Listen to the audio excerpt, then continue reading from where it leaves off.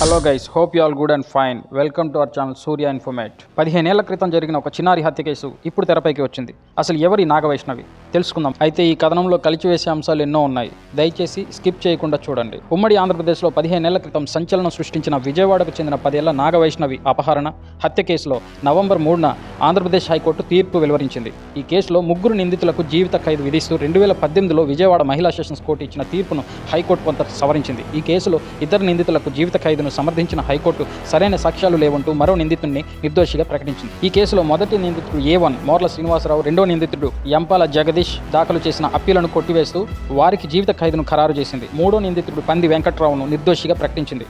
వెంకట్రావుకు trial court విధించిన జీవిత ఖైదును రద్దు చేసింది. అసలు ఈ నాగవైష్ణవిని ఎందుకు చంపారు? 15 ఏళ్ల నాటి నాగవైష్ణవి హత్య కేసు వివరాలను సత్యనారాయణపురం పోలీసులు ఇలా వివరించారు. విజయవాడకు చెందిన బీసీ నాయకుడు, మద్యం వ్యాపారి పలగాని ప్రభాకర్ రావు గారికి ఇద్దరు భార్యలు. మొదటి భార్య పలగాని వెంకటేశ్వరమ్మకు దుర్గాబాబు అనే కుమారుడు ఉన్నాడు. రెండో భార్య నర్మదాదేవికి హరీష్, సాయితేజ్ అనే ఇద్దరు కొడుకులు, నాగవైష్ణవి అనే కుమార్తె ఉంది. ఇరు కుటుంబాలు వేరువేరుగానే ఉండేవి. కానీ కాలక్రమంలో వారి మధ్య విభేదాలు వచ్చాయి. పలగాని ప్రభాకర్ తన రెండో భార్య నర్మదాదేవి, కుమార్తె నాగవైష్ణవి పేరుతో కోట్ల రూపాయల విలువైన ఆస్తులు కొనుగోలు చేయడంతో పాటు కుమార్తె మీద ప్రేమతో రెండో భార్య ఇంట్లోనే ఎక్కువగా గడుపుతున్నారని మొదటి భార్య వెంకటేశ్వరమ్మ కుటుంబ సభ్యులు విభేదించారు.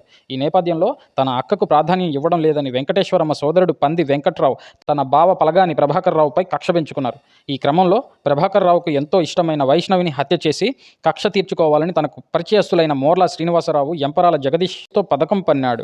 4వ తరగతి చదువుతున్న నాగవైష్ణవిని 9వ తరగతి చదువుతున్న ఆమె సోదరుడు సాయితేజను స్కూల్కు తీసుకువెళ్లేందుకు వారి డ్రైవర్ లక్ష్మణరావు 2010 జనవరి 30న ఉదయం 8 గంటలకు విజయవాడ అయోధ్యానగర్లోని పటమటలోని స్కూలుకు బయలుదేరారు. కారు సత్యనారాయణపురం రైల్వే కాలనీ సమీపానికి రాగానే గుర్తు తెలియని వ్యక్తులు ఆ కారుపై రాయి విసిరారు. ఏదో శబ్దం వచ్చిందని డ్రైవర్ లక్ష్మణరావు దిగి చూస్తుండగా దుండగులు ఆయనపై కత్తులతో దాడి చేశారు. దీంతో ఆయన అక్కడే మృతి చెందారు. ఇది చూసిన సాయి తేజ్ కారు నుంచి దూకి తప్పించుకున్నాడు. కానీ నాగవైష్ణవిని దుండగులు తమ కారులోకి ఎక్కించి తొలుత గుంటూరు జిల్లా సరిహద్దులోని సీతానగరం తీసుకువెళ్లారు. వైష్ణవి అరవకుండా మత్తు పదార్థం ఉన్న గుడ్డను నోటికి అడ్డుపెట్టారు. దాంతో శ్వాస ఆడక పాపం ఆ చిన్నారి కారులోనే చనిపోయింది.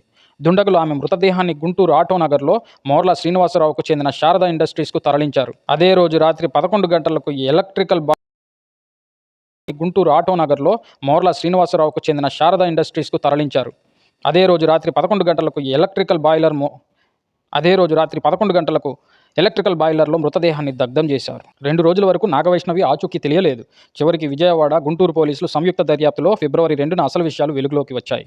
అప్పటి వరకు తన కుమార్తె క్షేమంగానే వస్తుందని ఆశపడ్డ పలగాని ప్రభాకర్ రావు గారు నాగవైష్ణవి హత్య గురించి తెలిసి కుప్పకూలిపోయారు. ఆయన్ను కుటుంబ సభ్యులు ఆసుపత్రికి తరలించినా అదే రోజు గుండెపోటుతో తను చనిపోయారని పోలీసులు వివరించారు.